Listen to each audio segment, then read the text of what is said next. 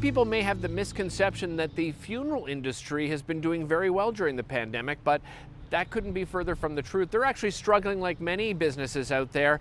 And of course, it's been so difficult for families that are grieving for a lost loved one as we go through the pandemic, and they're not able to celebrate that life as they normally would. I caught up with the Funeral Co-operative of Ottawa to find out more.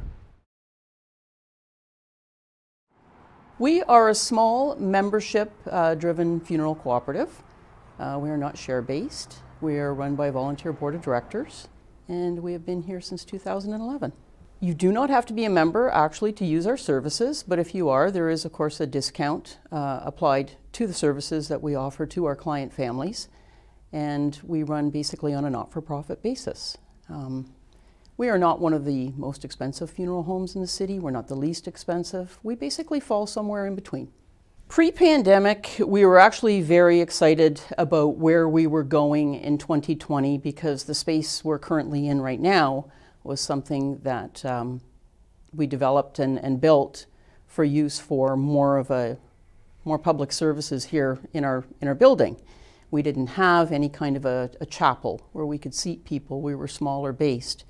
This room was going to allow us to accommodate services of up to 50 people. With a complete catering kitchen and reception facility to offer our client families as well. Not on a large-scale basis because we are a small operation, but since the pandemic happened, literally 2 weeks after we were completed, we went into lockdown. So in 2020 and into this year, we have maybe been able to utilize this space 3 times. Not just this funeral home, but other funeral homes as well. We are not allowed to offer any type of a reception. There are strict mandates that we are not to do that.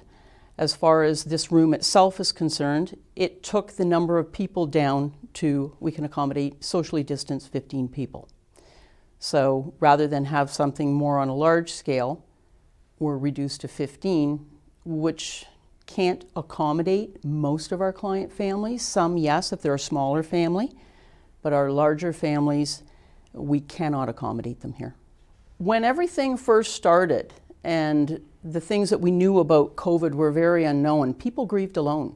People died alone. Their families weren't there to be with them, and it left situations where people had no closure.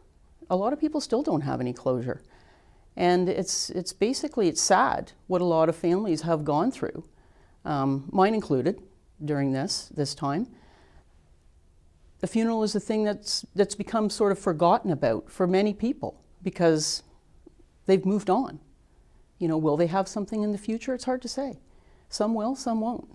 But that's one of the things that has very, very much changed in our industry. People are live streaming services now. And that's helping a lot. We're looking into getting that here, although we're a smaller operation. It is something that we are going to go ahead with too. A lot of the larger firms have done that, and it has certainly helped people join in, you know, with families and loved ones on a funeral service because of restricted numbers. You know, this is a way that they can attend. There is a misconception because of the fact that funeral homes aren't able to utilize the spaces that they have to offer their client families a place to grieve. Like I say, it's reduced it down to, in some instances, 50 people, 30% capacity. Outdoor gatherings, as we all know, are limited to a strict amount of people as well. And each cemetery in our city governs how many people they choose to have gather safely on their property.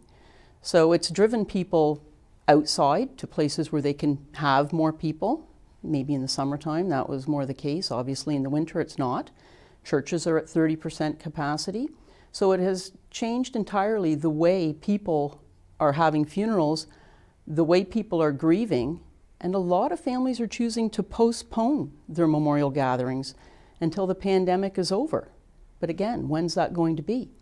We offer everything any other funeral home offers. Our suppliers are Canadian.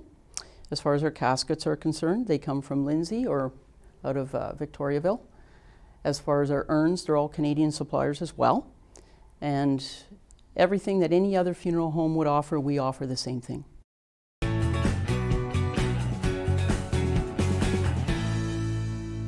Well, that does it for this week's episode of Operation Support Local. Don't forget, stay safe, stay healthy and happy out there, Ottawa. And if you have a story idea, head over to our website at rogerstv.com and just reach out to our producers.